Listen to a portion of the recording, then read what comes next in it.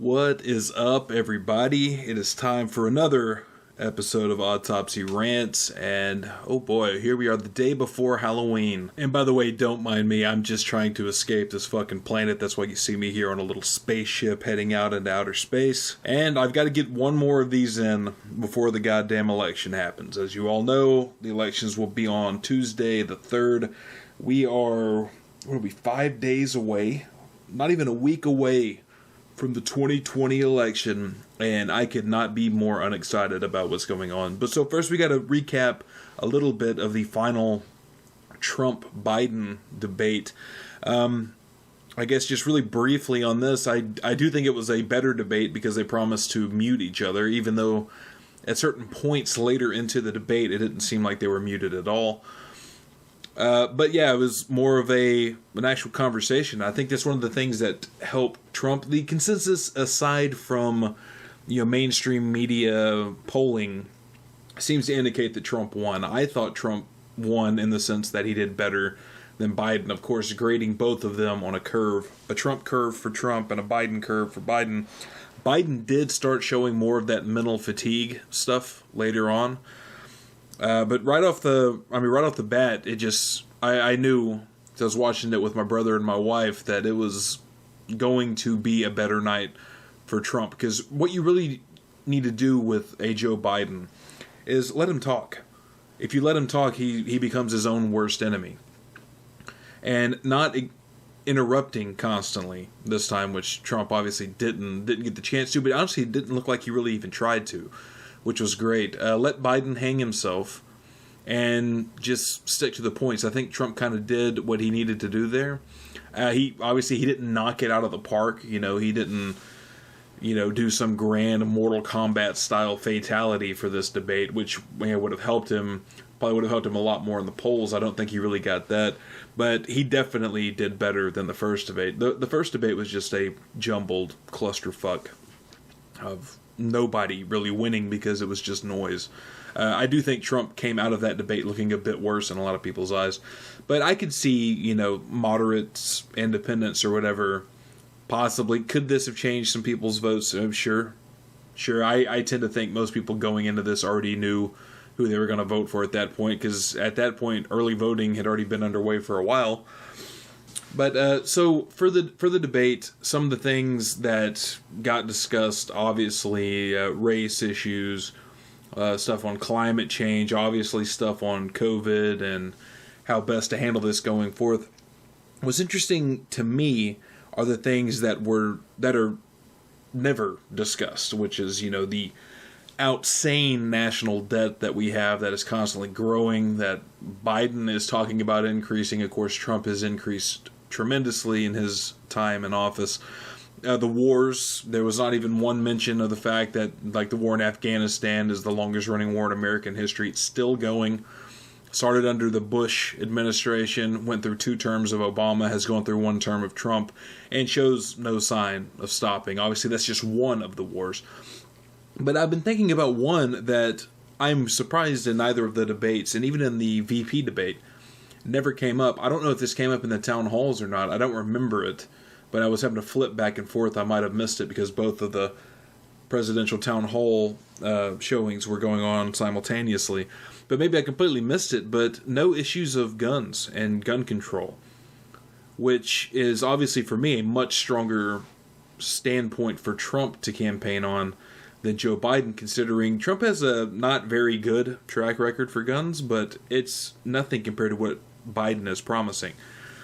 And this was, again, a big missed opportunity for Trump because he should have brought that up. Because most people in this country, I don't think, support the kind of gun control that Joe Biden is talking about.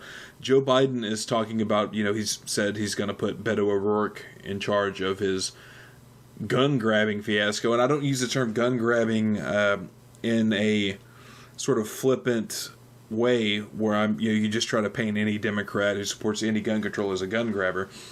They all have horrible ideas on guns, any of those people, but I mean literally under Joe Biden's proposed plans, if you have a semi-automatic rifle, you will either be forced to sell that semi-automatic rifle to the government or you will be forced to register it under the National Firearms Act, like we do with machine guns. So that's guns I own, that's guns my family member owns, that's guns that millions of Americans will have to either register under the National Firearms Act or they will have to sell to the government, because we're talking outright ban here. There's really no way around that. Biden's proposed gun control for semi-automatic rifles is the most extreme on a national scale that this country's ever seen. And that was a missed opportunity for Trump not to bring that up. He should have forced that into the conversation at some point. But this is another thing about Trump. Like, he did better in this one, but there's still so many missed opportunities. Not nearly as many as the first debate, but at a certain point when you're watching, it's just like, God damn, I can't... Like, what you want is for Trump to bury the guy. That's what I want when I'm watching it. You know, I'm not like happy with a lot of the stuff Trump has done, but I at least want to see that. I at least want to see Joe Biden get absolutely crushed in a debate. And it just doesn't happen. Trump doesn't do his homework. He lets Biden slip out of too many things that are big. And then, you know, another missed opportunity for Trump was the jabs about Hunter Biden, which to a large extent just don't land. I think there's too much there to get into during a debate. There's some of the stuff about, like Hunter Biden, this, fucking crack smoking guy that like bangs prostitutes, like has no experience doing anything like working in the energy sector, then goes and works, for this major energy company and stuff like that, and is making like 6 digits a month. It's like insane amounts of money and stuff like that. And obviously he only got that job because of who his dad is. So that might be something to hit him on. And I know some people will say, well, look, fucking Ivanka and Don Jr. and all of them, they got their jobs because who their dad is. It's like, yeah, but their dad was a businessman in the private sector. So when they come up in his shoes and like learn the family business, that's a slightly different thing than my son got this job he is obviously unqualified for, making mad amounts of money, and he only got it because his dad is the vice president. So that's a slightly different thing. I mean, if you had something comparable like that for the Trumps, then I would get right on board with you, because again, I don't give a fuck about the Trump kids. I don't give a fuck about Hunter Biden, and some of the stuff that they have on Hunter Biden I think is really good and damning for Hunter Biden, but you have to do a much better job of tying that to Joe Biden, because people aren't voting for Hunter Biden, they're voting for Joe Biden. So when you're like, well, this guy smokes crack and fucks prostitutes or whatever, it's like that guy's not running for president. You can make all kinds of jabs. If you want to find something and point to it straightforward that links Joe Biden to some like shady dealings or money going down, I think the nepotism thing is pretty good to hit him on, but it was just, there were a bunch of missed jabs on Trump's part. There were also missed opportunities on Biden's part, and it is insane to me that Trump has got away with what he said about healthcare, because Trump obviously has no plan. And what's incredible to me, and like it hits me so hard, because healthcare is such a huge issue. And it's not just a huge issue just from, the standpoint of the American people and our shitty healthcare system. It's a huge issue because Republicans hounded for 8 years of Obama about healthcare, and that they have delivered absolutely nothing.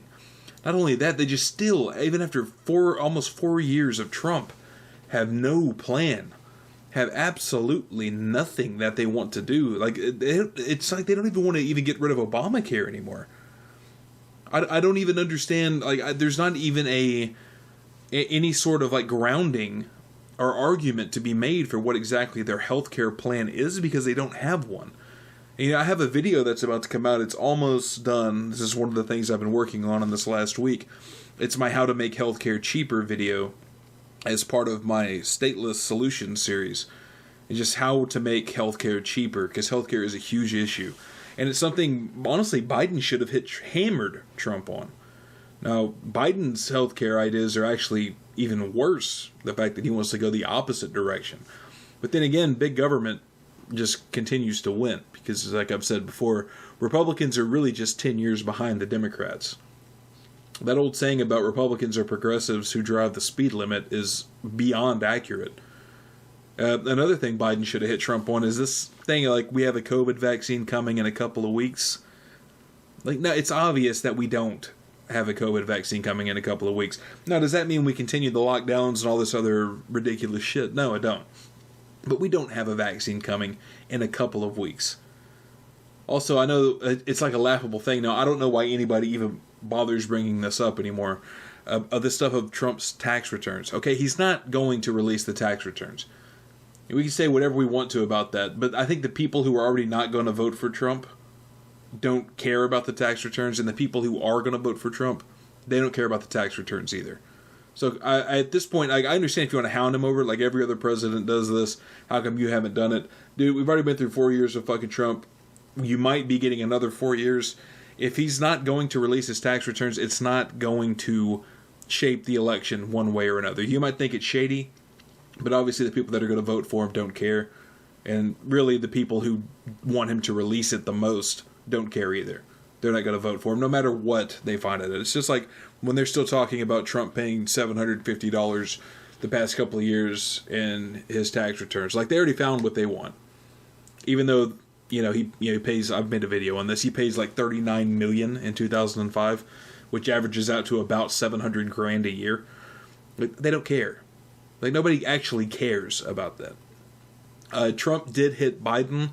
Every time Biden would say, like, here's what we're going to do. We're going to do this, this, this, and this. And Trump hits Biden, of course, on the, Joe, you've had half a century to do this, and you haven't made anything happen.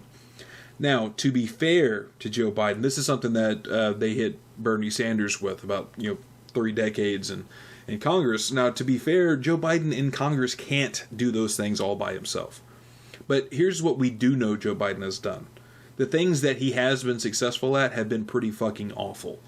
The crime bill, for instance, supporting the assault weapons ban, helping push Obamacare through Congress, that sort of thing. We all know that that's been bad. So the stuff he's been good at in terms of his career and getting things done have been really bad in terms of the outcomes for the American people. Biden's only comeback to that, and this is another thing that amazes me. It amazes me that Trump used that line like 5 times in a row, and Biden could just stare at the screen in silence. How are these people at this level and they're not prepared for, I would think, anything their opponent could throw at them, but especially something so goddamn obvious? Because that's not the first time Trump has said that about Biden. Biden's only comeback, at like the 5th time this was brought up, was, well, it's because we had a Republican Congress, which that isn't even true for the first 2 years of Obama's term. When Obama first got elected, the Democrats held both houses of Congress. They still didn't get any of that shit done. I think the truth here is with Biden and Trump, I didn't vote for either of them. But if I have to choose, I would take 4 more years of Trump over Joe Biden. And that's because I think Biden is worse on taxes. Definitely worse on taxes. Biden is definitely worse on guns. He's going to be worse on spending. He's going to be, worse in the sense of just like a boring pandering to the worst voices, and not just society, but in the government. Like, he's not going to be this radical socialist that people talk about him being a doorway to being like a radical socialist. Is that possible? No, I really don't think so, because I think the one good thing about Republicans is they're good at opposing Democrats. So in a sense, if Biden wins, at least the Republicans will go back to pretending they give a fuck about big government. But it's just on all the big things that I care about, Biden is worse. He's worse on spending, he's worse on taxes, he's worse on guns. I think he's going to be worse on war. I expect to see more war.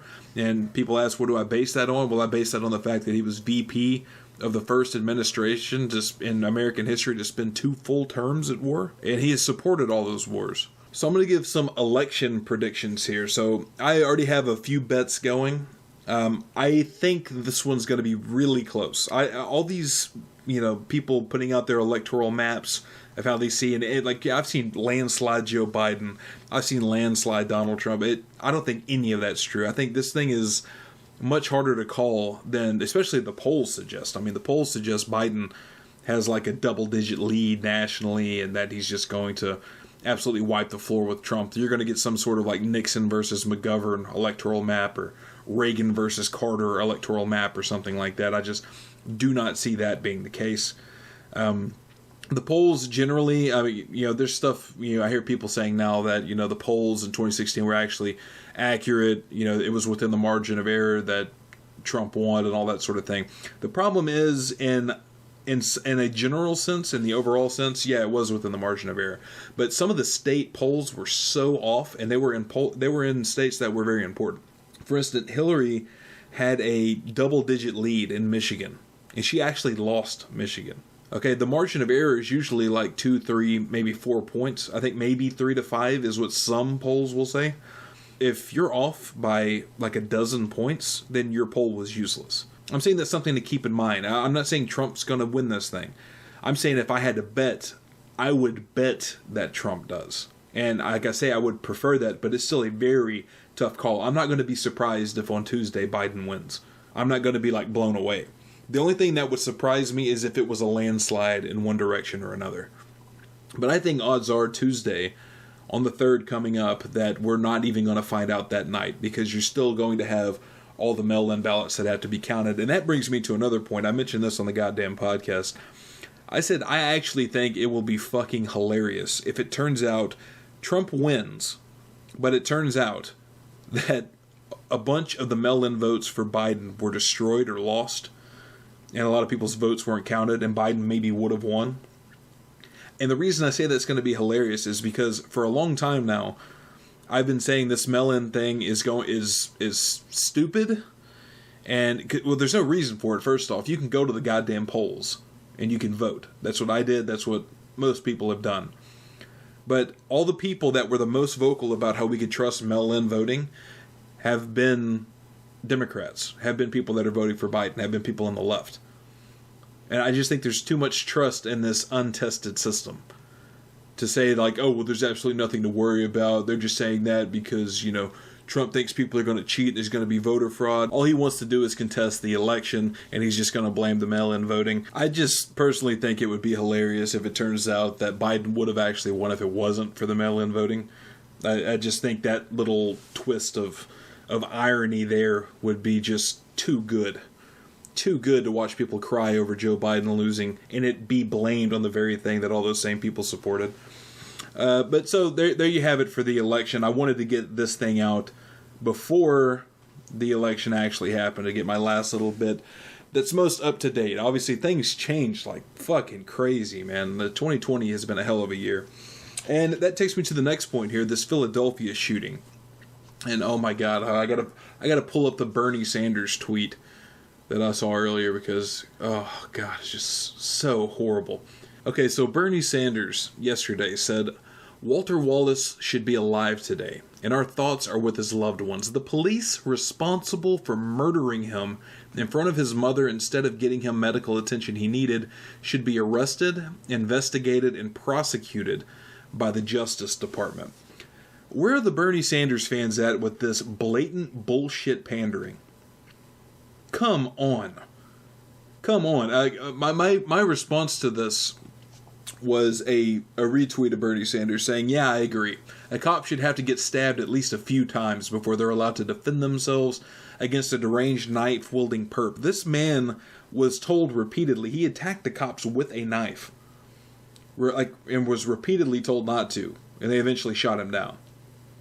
Like, guys, can we please pick and choose our battles here with, it can't just be that a black guy gets shot by the cops, so therefore it's justified for people to burn shit down and loot, which is what's going on in Philadelphia. Okay, I don't understand, again, this is another example, I don't understand why you're justified in raiding a fucking Foot Locker because some crazy dude with a knife got shot by the cops when he tried to kill them. We have to pick and choose our battles here. And I say this as a guy, like, there's problems with the cops. I would love to see the government completely out of the policing business. I like a separation of everything in state. But we have to be serious about, like, the world we live in and who we're going to back up here. Why do you guys keep picking the worst fucking examples for this, oh, it's just institutional racism? There's nothing institutionally racist about a guy coming at the cops with a knife and then getting mowed down. Okay, that's going to happen. You come after me with a knife, I'm not interested in your mental state. I'm interested in not getting stabbed with that fucking knife that you have in your hand. This is simple. I just extend that to the cops. Again, I don't like the government being in policing. Okay, but then I also understand, how would I like it? Somebody runs at me with a fucking knife. It's simple. It's simple. Even in a privatized, like a defense resolution organization system, or a conflict resolution organization, whatever you want to call it, in my anarcho-capitalist ideal society, how would we handle that? Well, you would still have something like police. It would just be privatized, right? So what do I expect them to do when somebody runs at them with a knife? I expect them not to get stabbed. I expect them to defend their lives. And why shouldn't they? It's not their fault. Look, I would love to see all these crazy people get help too. But I'm also not going to berate them and say they need to be thrown in jail as murderers because they literally defended themselves from a knife-wielding perp. This is insane. But it's not quite as insane as the last topic. I wish I was hearing more about this. This is amazing. I just found this out today. So California has put out their Thanksgiving COVID rules. And hopefully you guys have seen this. If you haven't, you are missing out. Because this is just, oh my God. This is just priceless here. Okay, so California, with their policy, they're known for their amazing pro-freedom policies over there in that batshit state. Okay, so Snopes has ruled this. This is from the California Department of Public Health. And Snopes, the great, amazing fact-checking website that's a lot of times full of shit, has listed this as false. But what I'm about to read you, and I'm even going to pull it up on the screen here, this is off the fucking state website. So tell me how this is false, Snopes. Okay, mandatory requirements for all gatherings. So this is for Thanksgiving 2020 in California. Here we go. We're going to start with attendance. Gatherings that include more than 3 households are prohibited. This includes everyone present, including hosts and guests. Remember, the smaller the number of people, the safer. In detail, it goes on to say this, it includes the hosts and the guests, which means that basically, let's say you have 3 kids. Let's say you're an older couple, you have 3 kids, and all 3 of your kids are married and they have families. Well, you can only pick 2 of those kids and their families to come over. Because if you try to get your entire family together, already you're breaking the conventional wisdom of the state of California. Let's go into the next one. You have to gather outdoors. That's mandatory. Gatherings that occur outdoors are significantly safer than indoor gatherings. All gatherings must be held outside. Attendees may go inside to use the restrooms as long as the restrooms are frequently sanitized.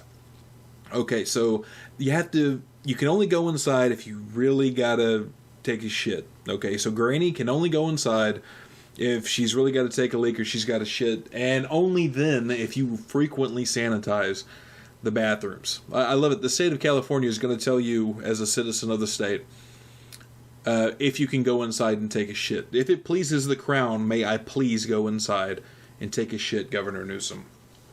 Gatherings may occur in outdoor spaces that are covered by umbrellas, canopies, awnings, roofs, and other shade structures, provided that at least 3 sides of the space, or 75%, are open to the outdoors. Jesus fucking Christ. What a crazy state this is. What a crazy state to even pretend that you can enforce this in a country of how many millions of people live in California? To even pretend that you can enforce this is just, the height of arrogance. A gathering of no more than 3 households is permitted in a public park or other outdoor space. Get this. Even if unrelated gatherings of other groups of up to 3 households are also occurring in the same park and other outdoor space. Because you see, if you have 2 other households with you, let's say in that same example, you have 2 of your sons and their wives and their kids, they can show up, that's fine. And a bunch of other people that are at the park can have their households show up too. But if you had a third one show up, now suddenly COVID fucking knows that you broke this rule, even if you are maintaining your distance. It's just stupid. If multiple such gatherings are occurring, mixing between group gatherings is not allowed. You see, COVID doesn't like that. COVID knows when you're breaking these rules. It's like that movie, The Happening. You know? Like, you get a group together, and the fucking trees, spoiler, by the way, the fucking trees and plants know that you're together. That's how COVID works. Additionally, multiple gatherings of 3 households cannot be jointly organized or coordinate to occur in the same public park or the other outdoor space at the same time. This would constitute a gathering exceeding the permitted size. Again, there's no fucking way they could enforce this unless they have cops going around asking everybody, do you know them? I saw somebody borrowed ketchup from the table on the other side of the park. Do you know them? Are y'all together? We're trying to figure out how many households are involved here. It's fucking stupid. 4, practice physical distancing and hand hygiene at gatherings. I love it says seating must be provided at least 6 feet of distance in all directions, front to back, side to side, between different households. Of course, this is pretty standard. Maintain 6 foot of distance. Is that enforceable? Oh, fuck him. Who knows? Shared items. This is good. Shared items should not be used during a gathering. As much as possible, any food or beverages at outdoor gatherings must be in single-serve disposable containers. If providing single-serve containers is not possible, food and beverages must be served by a person who washes or sanitizes their hands frequently and wears a mask. Self-serve items for communal containers should not be used. So no more can you pass the mashed potatoes. Can you pass the cranberry sauce? I like to reach over and get some turkey. No, the turkey has to be pre-cut up and put in your own little self-serving container because we're worried about this disease with a 99.9% survival rate where the average age of death is 82 years old. 5, wear a face covering to keep COVID-19 from spreading. People at gatherings may remove their face coverings briefly to eat or drink as long as they stay at least 6 feet away from everyone outside their own household and put their face covering back on as soon as they're done with the activity. Some interpretations of this, like, dude, I don't know.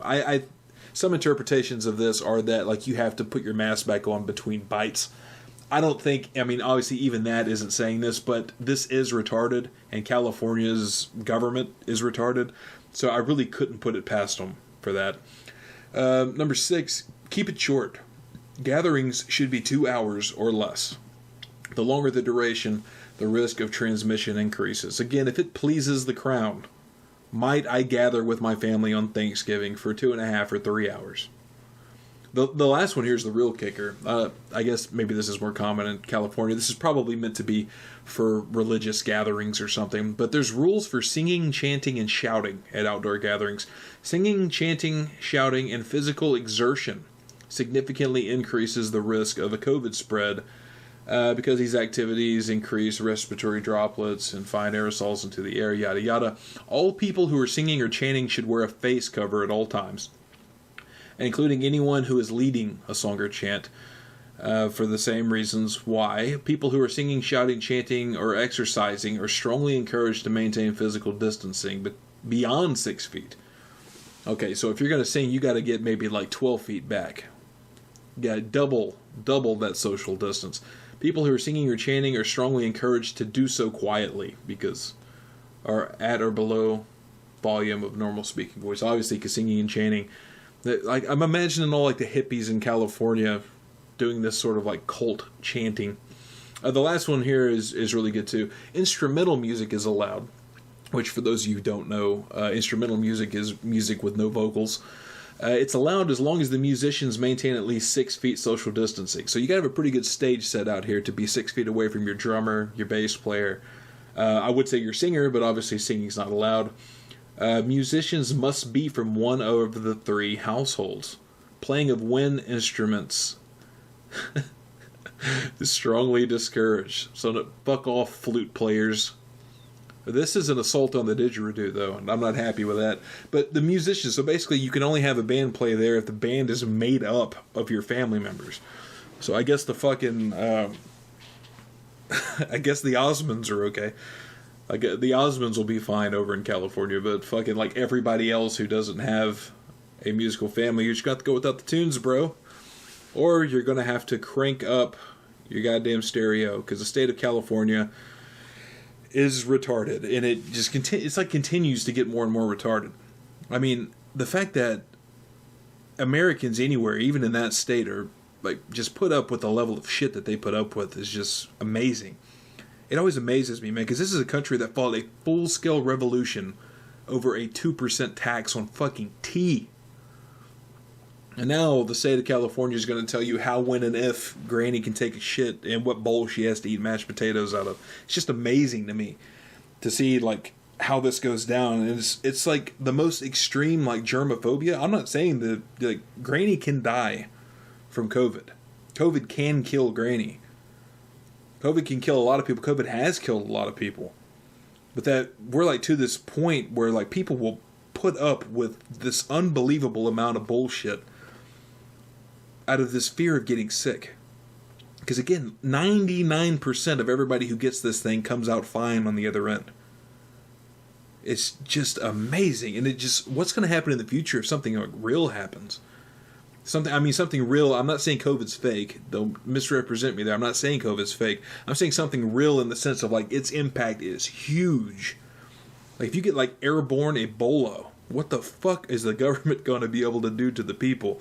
Because all you got to do is scare people, and you can do whatever the fuck you want. This is why Erwin Schiff used to say that America has actually lost every war it's ever fought.